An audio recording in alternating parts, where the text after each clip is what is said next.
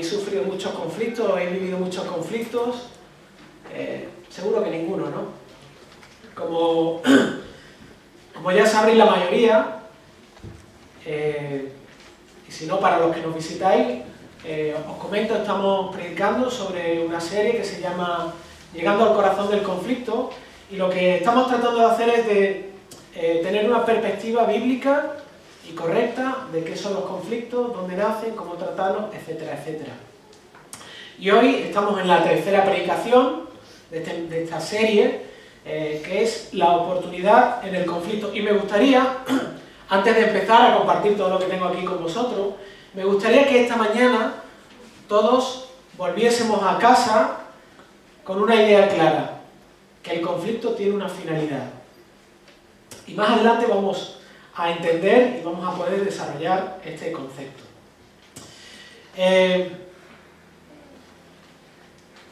Quisiera que empezásemos a ver el conflicto utilizando una ilustración. Vamos a usar una figura, algo que nos va a ser muy útil para entender el conflicto y nuestras respuestas ante el conflicto.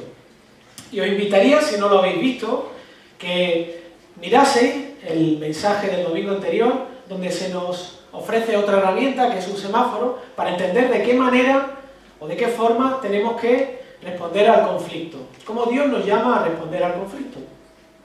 Así que usando hoy la ilustración de la colina, ahí tenéis en vuestro bosquejo donde podéis ir completando cada una de las cosas que se vayan explicando y compartiendo desde aquí. Vamos a tratar, como decía, de qué maneras podemos responder ante un conflicto. Y usando justamente esta ilustración, podemos responder de tres formas diferentes, ¿vale? La primera de ellas es evadir el conflicto, es decir, tratar de ignorarlo, escapar del conflicto, pasar por debajo del conflicto. La segunda de ellas es una respuesta pacífica, es decir, afrontar el conflicto y buscar una solución.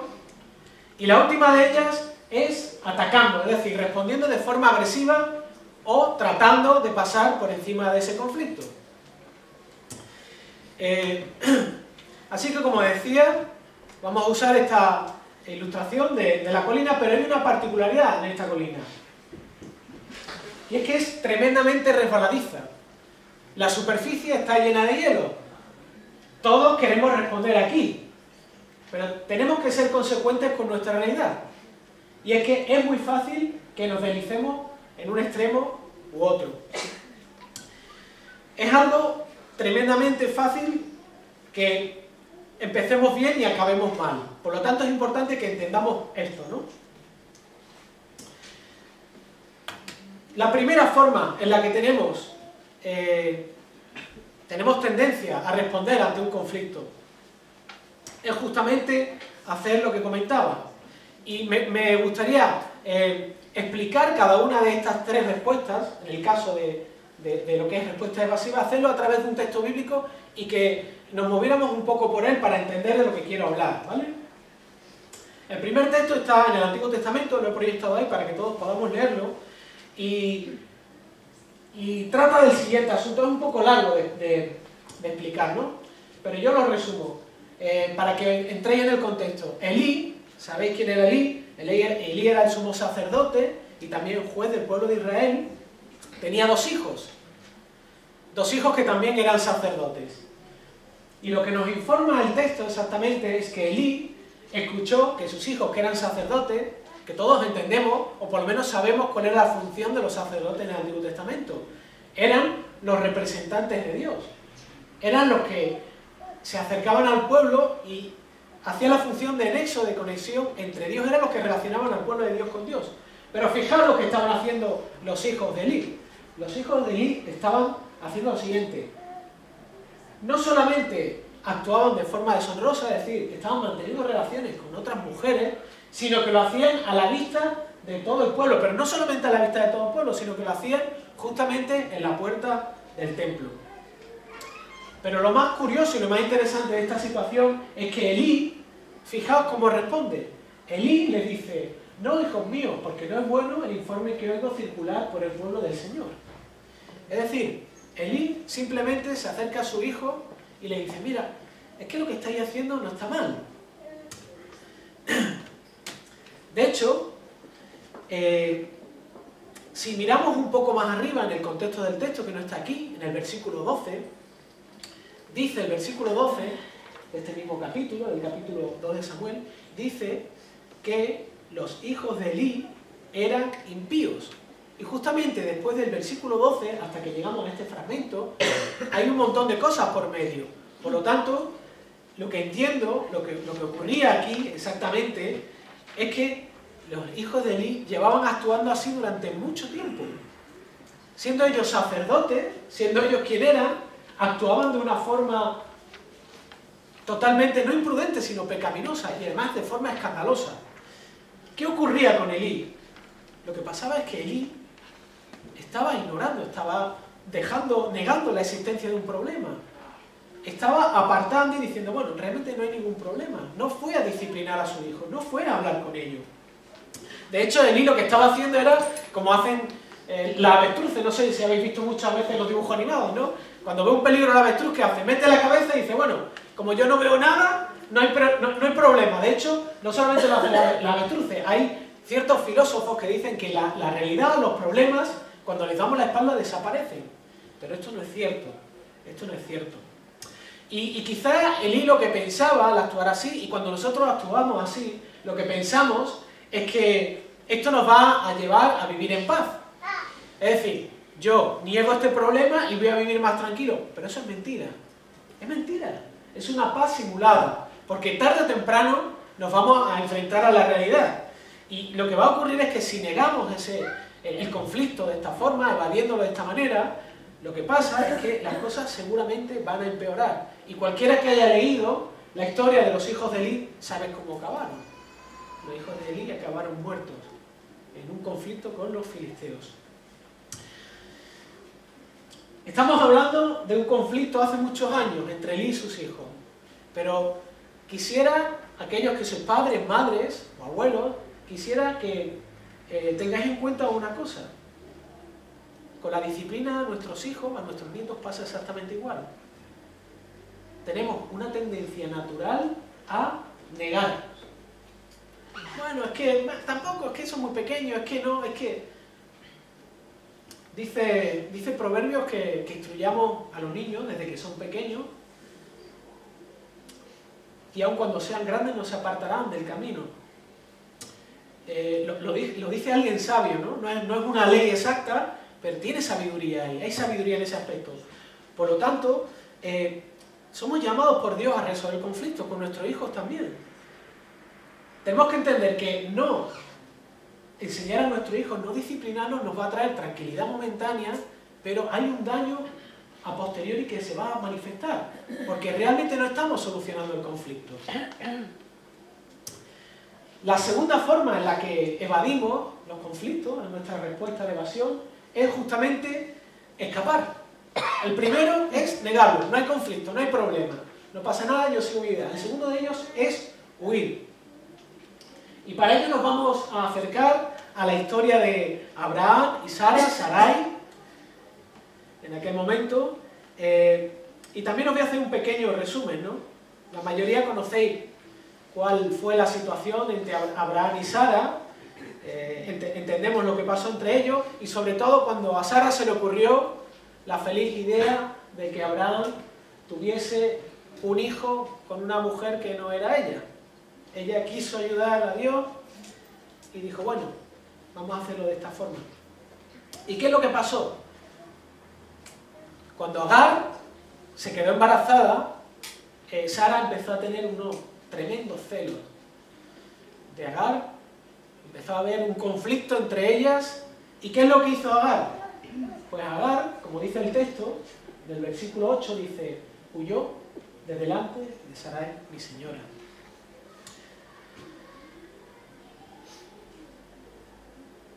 Agar no soportó la presión del conflicto y decidió irse corriendo. ¿Cuántas veces has estado tú en medio de una situación, y has dicho, si se pudiera abrir la tierra y me tragara, sería la persona más feliz del mundo? o a veces te habrás preguntado, habrás dicho, ¿yo qué hago aquí en medio de esta situación? ¿Qué hago aquí en medio? ¿Qué estoy haciendo aquí en medio? ¿Qué pinto yo aquí? ¿Verdad? Lo primero que nos viene a la mente es decir, yo no quiero estar aquí en este momento, no quiero estar aquí delante. Pero responder a una situación de conflicto, pensando en escapar, en huir, va a incluir cosas como las siguientes. Irme de la casa de mis padres, marcharme de mi casa, dejar una relación. Es más fácil escapar de un conflicto de una relación que afrontarlo. Renunciar a un trabajo o incluso tomar la decisión de cambiar de iglesia. Pero escapar lo único que va a hacer es retrasar la solución a un problema que está latente y que en muchos casos va a tener consecuencias dañinas. Y no estoy diciendo que escapar sea siempre malo, no estoy diciendo eso. No entendáis eso porque eso no es lo que estoy diciendo. Es más, hay momentos donde escapar es la respuesta adecuada, es la respuesta que Dios quiere que tomemos. ¿Quién no se acuerda de José, de la historia de José? José fue a servir a casa de un hombre que se llamaba Potifar. ¿Y qué pasó allí? Bueno, pues que la mujer de Potifar le gustó el chico. ¿Y qué hizo? Pues intentar seducirlo. ¿Y cuál fue? ¿Cómo respondió al conflicto José? Pues huyendo. Es más, es correcto y es adecuado que huyamos de situaciones, pero no de una forma como respuesta final, sino como una situación temporal donde nos retiramos para orar, para meditar, para ordenar nuestros pensamientos con la idea de afrontar ese conflicto y solucionarlo. ¿Vale? Y por último, dentro de estas respuestas evasivas, tenemos una respuesta muy extrema. Y es darlo todo por perdido. Normalmente las personas que llegan a este extremo acaban en el suicidio. Es una forma de escapar. Hay un texto que nos muestra esto de una forma muy clara. Está también en el Antiguo Testamento, en 1 Samuel 31:4. Y tiene que ver con el rey Saúl. El rey Saúl estaba en la etapa final de su reinado, en medio de un combate, y cuando se dio cuenta que no había más salida, cuando se dio cuenta que no había por dónde tomar la situación, que estaban derrotados, fijaos cuál fue su respuesta a ese conflicto. Primero trató de involucrar al escudero diciéndole, quiero que me mates, pero finalmente el escudero no accedió a esa solución y él tomó la decisión drástica de, dice ahí, echarse sobre su propia espada, clavarse su propia espada. Saúl estaba superado por la situación, estaba superado por el conflicto y no veía otra opción.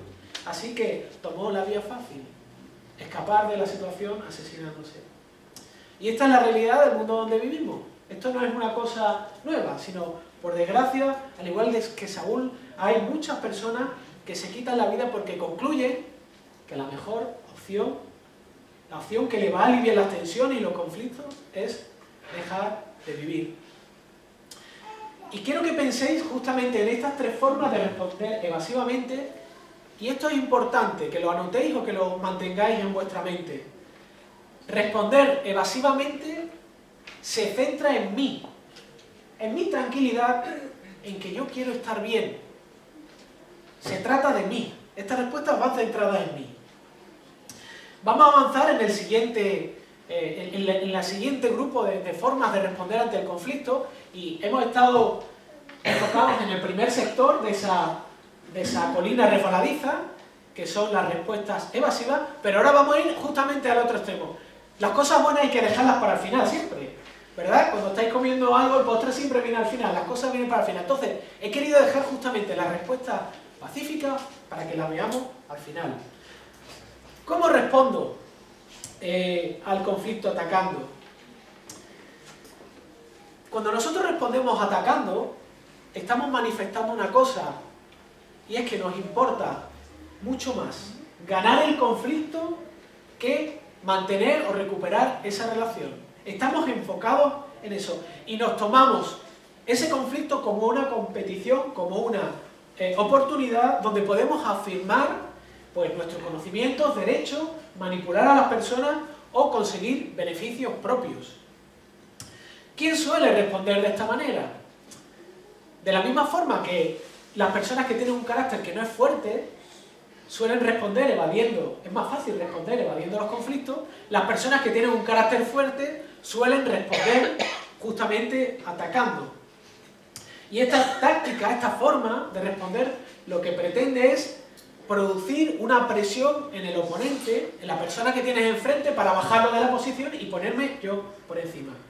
Vamos a ver algunas formas de respuesta que solemos dar cuando atacamos.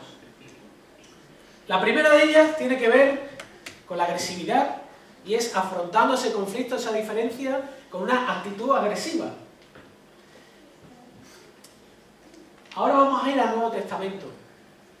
Es un poco largo, voy a resumirlo de la misma forma y os voy a hablar de Esteban.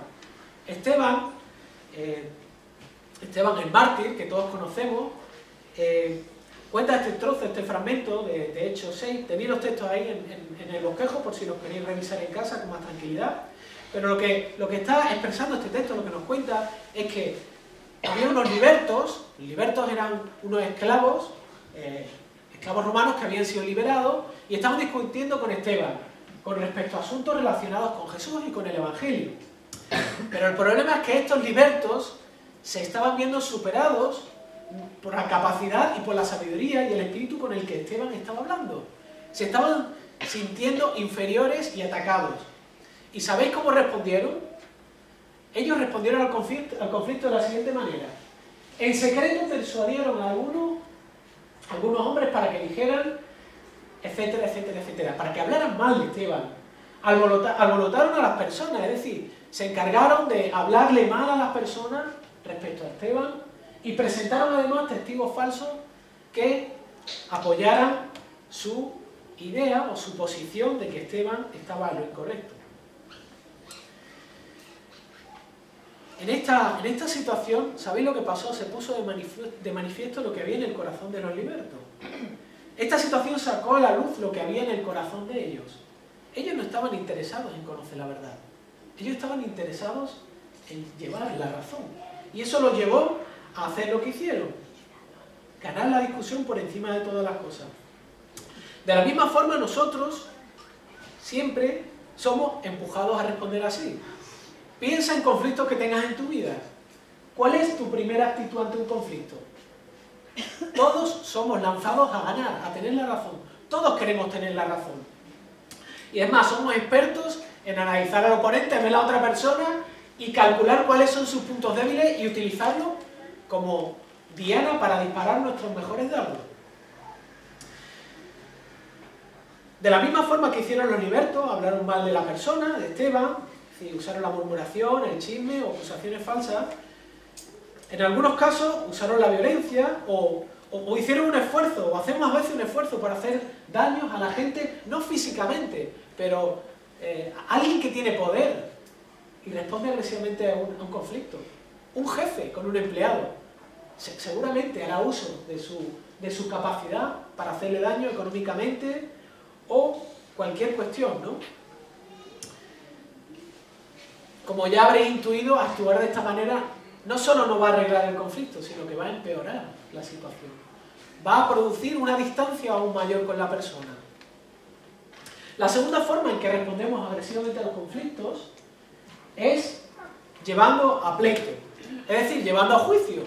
Por desgracia, es lo que ocurre. Las personas a veces no se pueden poner de acuerdo y llevan las situaciones a juicio. Y quiero que entendáis que estamos hablando de un contexto de personas creyentes, ¿vale? No estoy diciendo que llevar a juicio ciertas situaciones o ciertas cuestiones no sea bíblicamente correcto. Estoy hablando de cuestiones de conflicto, sobre todo dentro de la iglesia, ¿vale? Pablo, con respecto a la iglesia de Corintios, ¿sabéis? Era una iglesia que fue alabada por Pablo por la cantidad de dones que ellos tenían, pero por desgracia era una iglesia inmadura en muchos aspectos. Era una iglesia que aún tenía mucho camino que recorrer. Y estaban tomando la decisión de solucionar sus diferencias dentro de la iglesia acudiendo a personas que no eran creyentes. Es decir, llevándolo a juicio. Y lo que ocurre con estas situaciones es que esta vía normalmente externa lo que va a hacer es exactamente lo mismo, perjudicar las relaciones, no va a llevarlas a una cercanía. Es más, Pablo les dice que se siente avergonzado cuando ellos no son capaces de, aún recibiendo lo que habían recibido, el Evangelio, aún teniendo conocimiento de lo que Dios quería para ellos, no utilizasen, no llevasen a cabo la solución de sus conflictos entre ellos así y tuvieran que tomar la determinación que lo juzgara una persona que no era creyente. Estas cosas ocurren y fíjate, no hay que salir al ámbito de las iglesias. En mi urbanización, por desgracia, la comunidad, a todos nos encanta ir a las reuniones de comunidad, ¿verdad? Yo creo que es la cosa más útil que hay, las reuniones de comunidad. Son fantásticas, sobre todo si hay muchas personas en esa comunidad. Pero en mi comunidad, en la comunidad de propietarios, tenemos ahora un conflicto con un vecino. Este vecino se ha empeñado en que quiere que hagan una cosa específica en su casa, en un lugar que no es de su casa, es de la comunidad. Y esta persona no ha tratado de solucionar el conflicto, sino su forma de respuesta ha sido una forma agresiva, primeramente de la manera en que lo presentó en la comunidad, y segundo, la manera en que la ha puesto en manos de un juez, o sea, ha hecho una demanda. Lo que no sabe este hombre es que gane o pierde la demanda, lo que él va a lograr es separarse mucho más de todos los vecinos. Este hombre cree que actuando de esa manera va a conseguir justicia, pero el problema es que una de las cosas que va a conseguir es ganarse la enemistad de todos los vecinos, va a separarse más de ellos. Pero no solo actuar así es algo que va a destruir la relación, sino que también va a hacer otra cosa. Y es justamente, va a perjudicar no solo el testimonio de las personas creyentes que estén involucradas, sino que finalmente va a hacer justamente lo contrario que Jesús dice en Mateo 5:16. Dice, así alumbre vuestra luz delante de los hombres para que vean vuestras obras y glorifiquen a vuestro Padre que está en los cielos. Cuando yo llevo a otra persona creyente a juicio, lo que estoy manifestando es que soy incapaz, es que el Evangelio no es capaz de solucionar mis problemas y tengo que acceder a otras personas. Y como digo, estoy hablando de un contexto dentro de la iglesia, de personas que son creyentes. Por lo tanto, estaremos actuando justamente de la forma contraria que Dios y que Jesús mismo nos invita. Es más, cuando te encuentres en una situación así, yo gracias a Dios todavía no me he encontrado, no quiere decir que en algún momento, por desgracia, caiga, pero hay una forma en la que podemos evaluar realmente qué nos está moviendo a hacer lo que hacemos. Y es que te preguntes esto. ¿A quién estoy intentando de honrar, utilizando mi tiempo, mi esfuerzo, mi dinero, llevando este conflicto a los tribunales? ¿Lo estoy haciendo por mí o lo estoy haciendo por honrar a Cristo? Seguramente esta pregunta te va a ayudar a que tomes la decisión correcta. Y por último,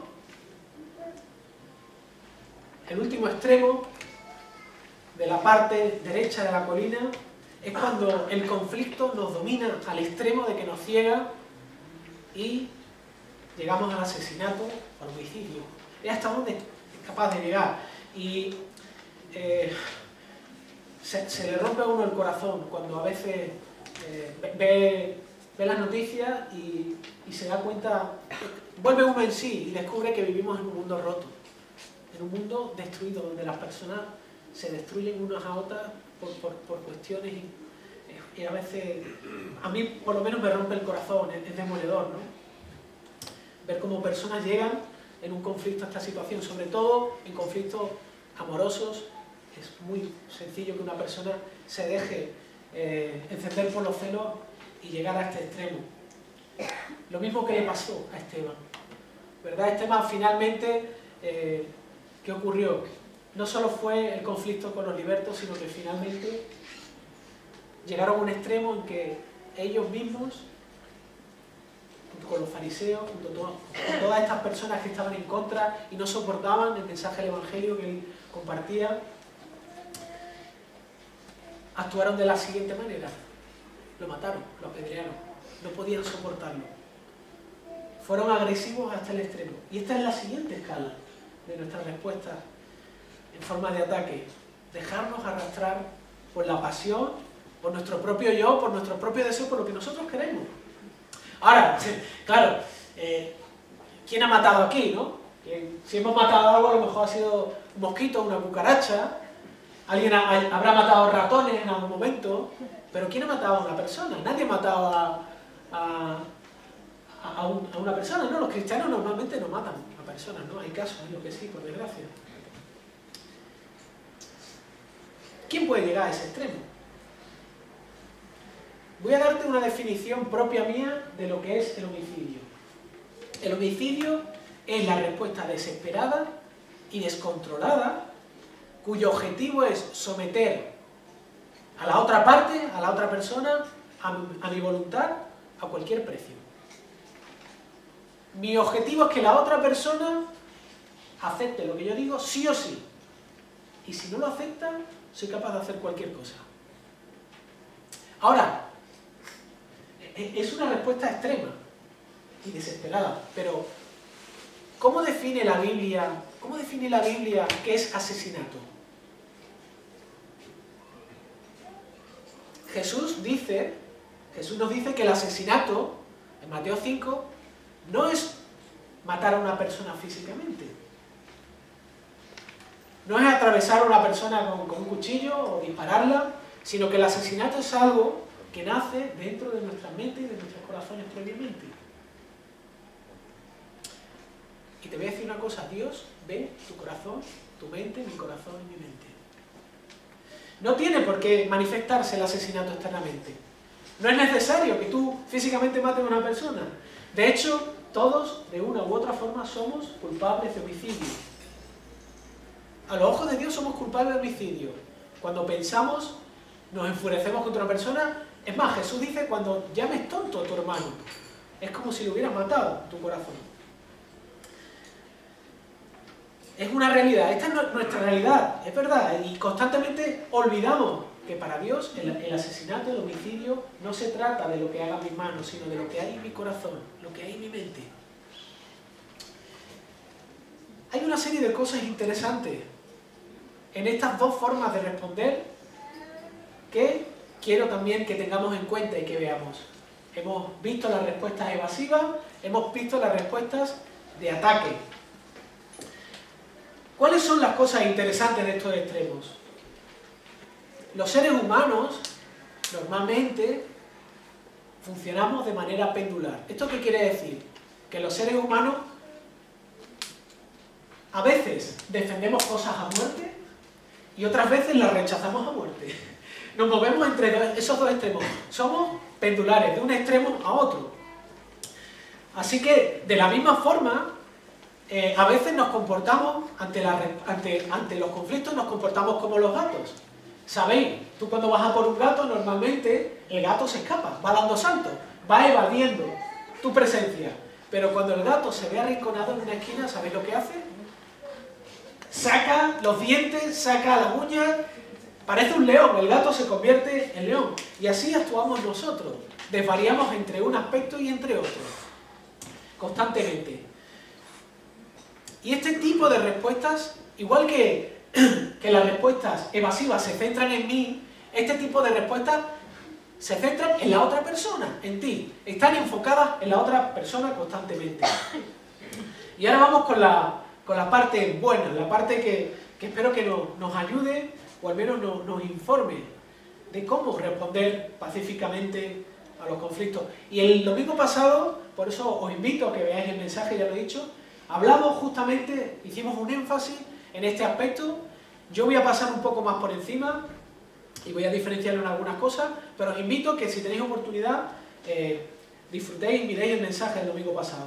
Como decía, la Biblia nos provee formas correctas de poder tratar el conflicto de manera que mantengamos la relación y busquemos preservar esa relación, ¿vale?, dentro del conflicto. Y básicamente lo hace de dos formas diferentes. La primera de ellas es buscar solucionar el conflicto de una manera privada, es decir, entre la parte, digamos, ofendida y el ofensor. Es la manera en que Jesús expresa cómo debe tratarse eso. Está en Mateo 18, versículo 15, dice: si tu hermano peca, ve y repréndelo a solas, y si te escuchas, has ganado a tu hermano. Así como decía, se trata de resolver el conflicto de una forma privada, de manera que solamente las dos partes que forman parte del conflicto estén involucradas y resuelvan. Y la primera manera en la que somos llamados a resolver el conflicto de forma privada es justamente buscando pasar por alto la ofensa. Y esta mañana hemos hablado de eso, el domingo pasado también hablamos, y yo simplemente voy a sintetizar un poco este aspecto. ¿Qué quiere decir pasar por alto la ofensa? Si somos sinceros con nosotros mismos, la mayoría de conflictos que tenemos se pueden resolver así. Son conflictos que no tienen una trascendencia grande. Pasar por alto no quiere decir ignorar, no quiere decir evadir, lo que quiere decir es perdonar, es decir, asumir que he sufrido un daño, ese conflicto, pero yo asumo que cargo las consecuencias y perdono a esa persona.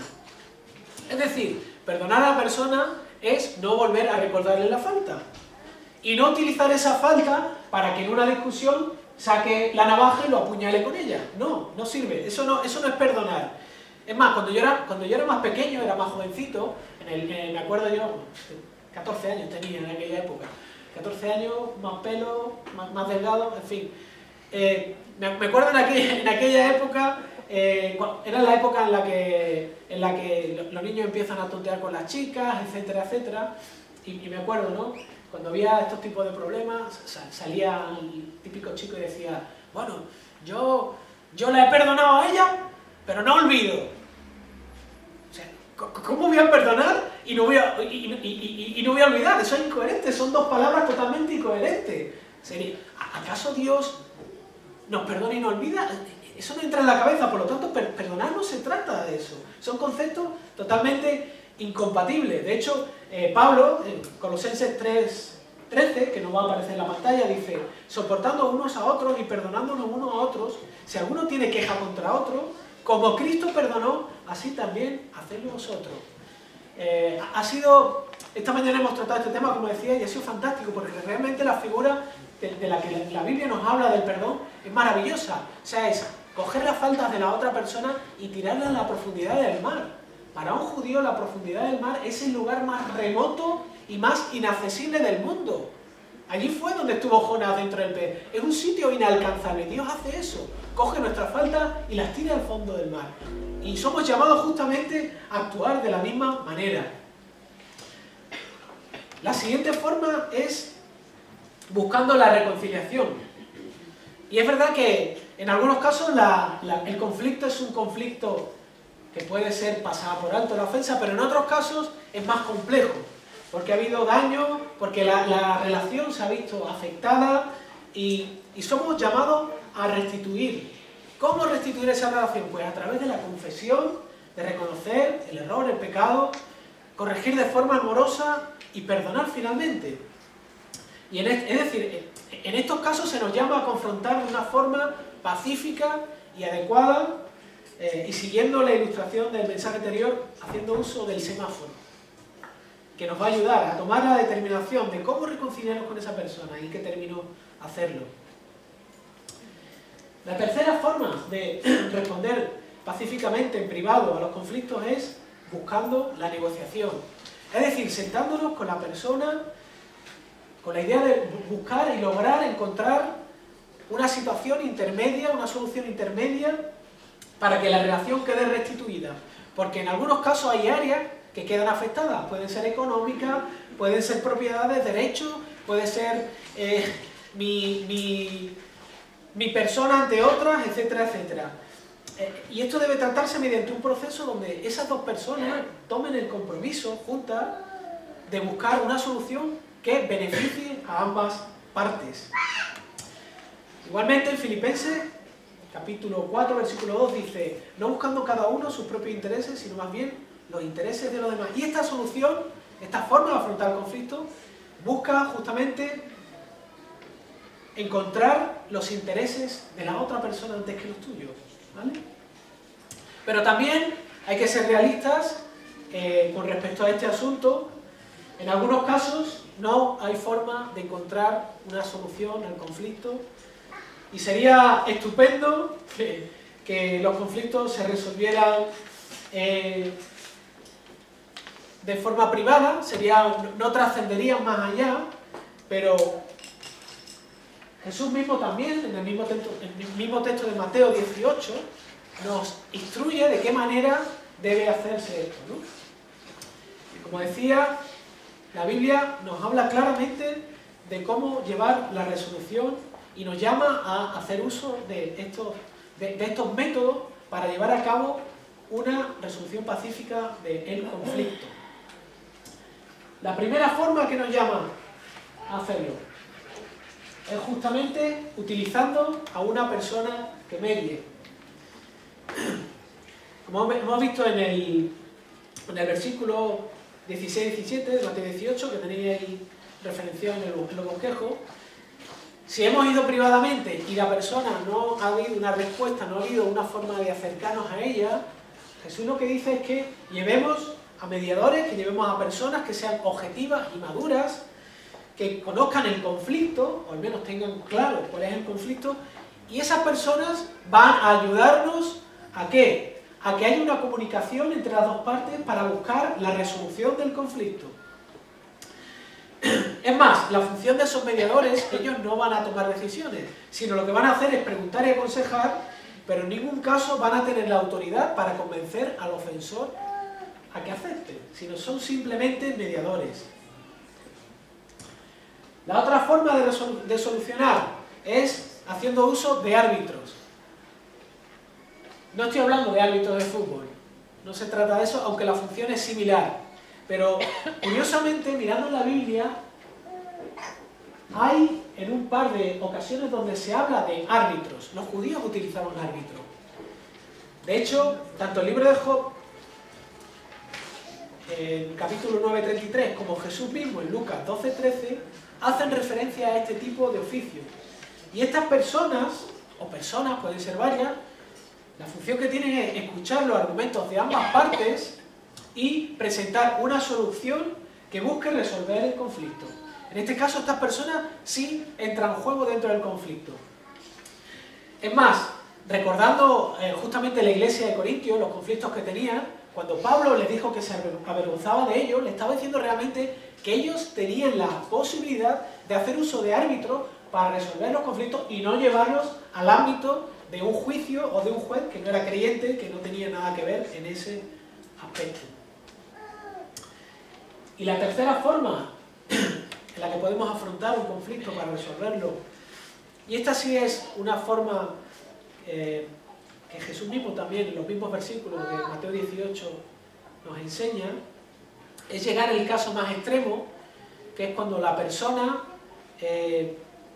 finalmente no quiere llegar a una resolución del conflicto, finalmente se cierra, y hay que tener en cuenta que esta situación es una situación extrema. Hay que ser muy cuidadoso a la hora de actuar, ya lo sabemos, a la hora de afrontar un conflicto, pero esta situación tiene que ser una situación extrema. Debemos haber consumido todas las opciones hasta llegar a este extremo.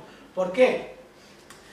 Porque si esa persona dice que es cristiana y rechaza la reconciliación y hacer el bien, entonces Jesús lo que nos está mandando directamente es que los líderes de la iglesia entren en juego en ese conflicto. Son llamados no con el objeto de hacer juicio. No estamos hablando de hacer juicio, sino fruto del peligro que esa persona corre al pensar que es cristiana y no hacer lo posible por buscar la resolución del conflicto, confrontarla con el Evangelio, con el objetivo de que eso promueva el arrepentimiento. Es decir, Dios está dando una oportunidad a esta persona a que se reconcilie, porque la reconciliación tiene que ver mucho con Dios. Y finalmente, si esta persona se niega, Jesús lo que nos dice, Mateo, es que esto se haga público en la iglesia. Jesús lo que dice es que la iglesia tiene que estar, en estos casos extremos, tiene que estar involucrada. ¿Por qué? Porque todo el mundo se tiene que enterar. No, ese no es el objetivo.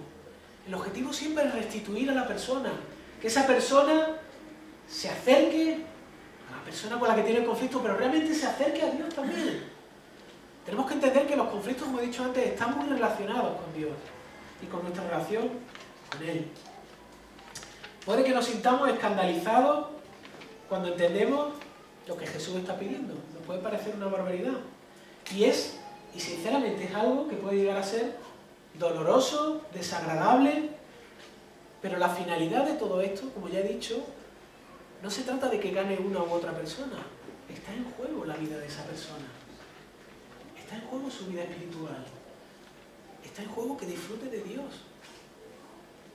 ¿No es motivación suficiente esa?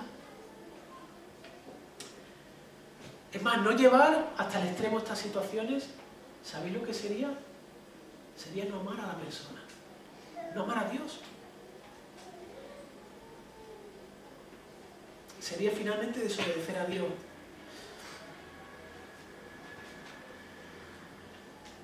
Igual que las respuestas evasivas se basaban o se enfocaban en mí, las agresivas en la otra persona, las respuestas pacíficas se enfocan en Cristo.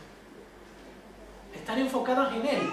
¿Por qué? Porque la finalidad es mostrar a Dios como lo más maravilloso. Mostrar la gloria de Dios y mostrar la gloria de Cristo. Esa es la finalidad de restituir la relación.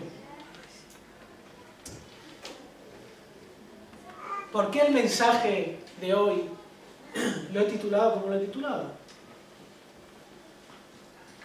¿Por qué el conflicto es una oportunidad? Y me gustaría, esta es la parte más importante de todo el mensaje.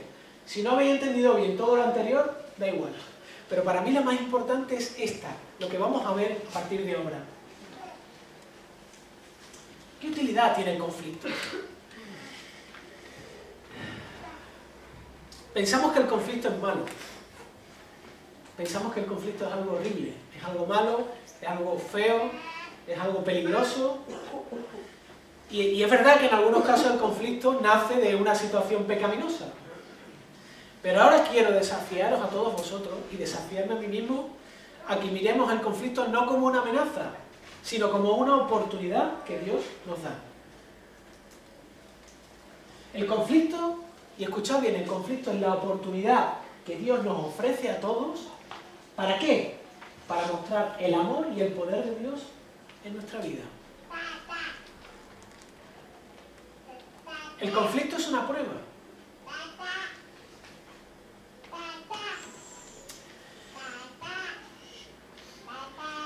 He vomitado un montón de conceptos, un montón de definiciones que son muy bonitas, son teóricas, son estupendas, pero quiero hacer una cosa práctica con todos vosotros ahora.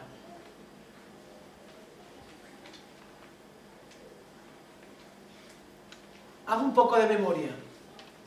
O no hace falta que no hagas, mejor no hagas memoria. Piensa, ahora mismo, piensa en tu vida.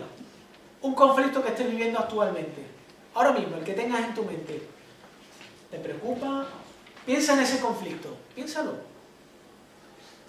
Y ahora te voy a pedir que escuches con tranquilidad 6 preguntas que voy a compartir contigo. Y quiero que las pienses y te respondas a ti mismo de forma sincera. La primera de ellas, en medio de ese conflicto, ¿cuáles son mis metas principales al tratar de resolver este conflicto? Es decir, ¿hacia dónde voy?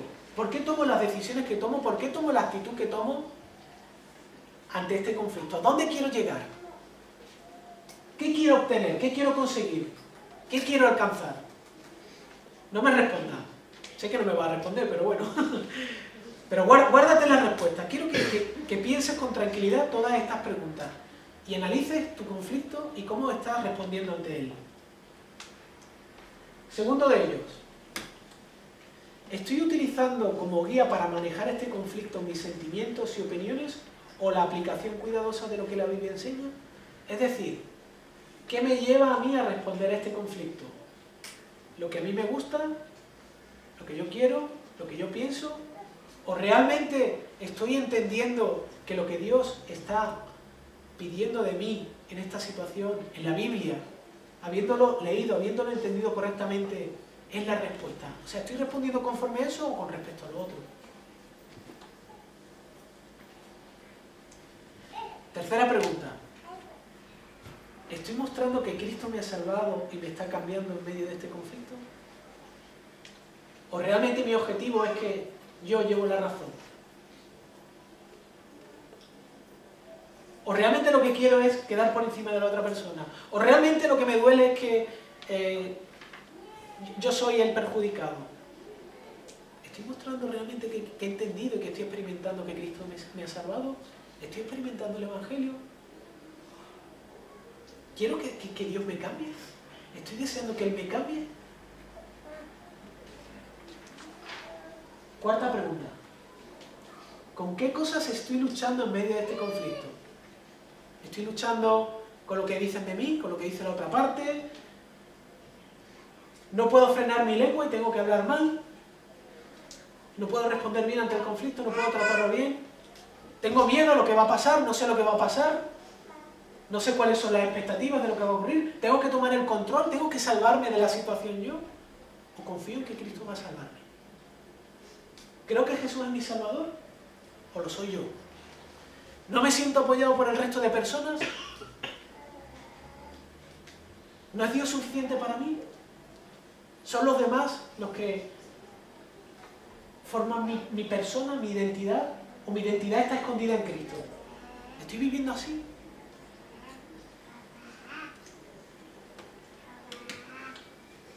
En medio del conflicto, ¿soy consciente de que Dios me ha regalado recursos? ¿Cómo puedo utilizar los recursos que Dios me ha regalado? Su palabra, su Espíritu Santo, otras personas cristianas maduras al lado mía, para tratar con mi lucha. ¿Soy consciente de que existen, de que Dios me ha regalado esas herramientas y esos instrumentos para que yo pueda responder de una forma que le honre a Él? Y una de las más desafiantes.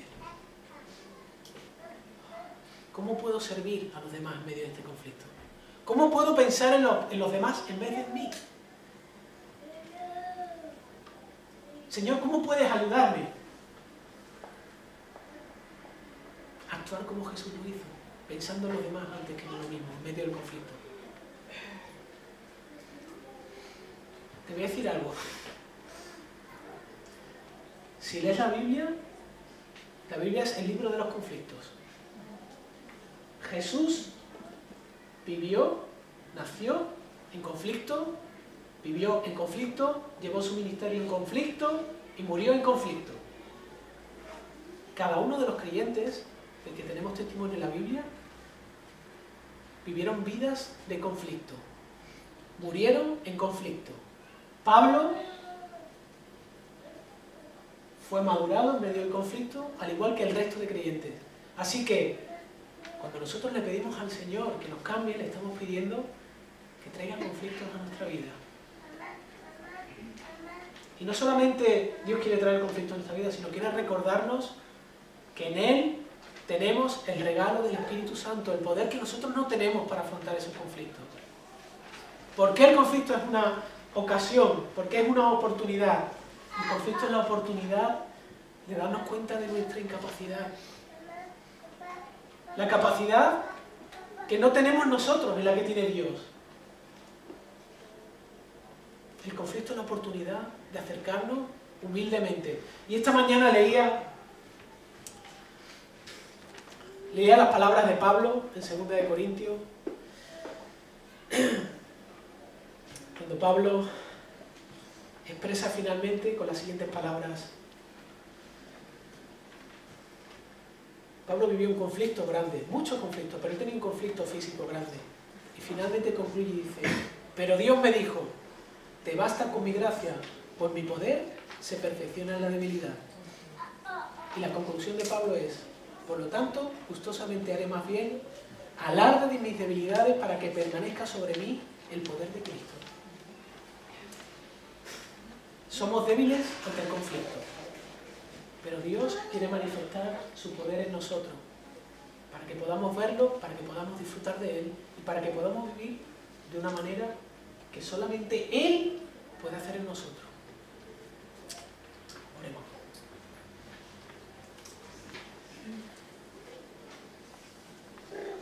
Señor, soy consciente de que todas estas cosas que he estado hablando esta mañana aquí, todas estas cosas que he estado compartiendo, Señor, son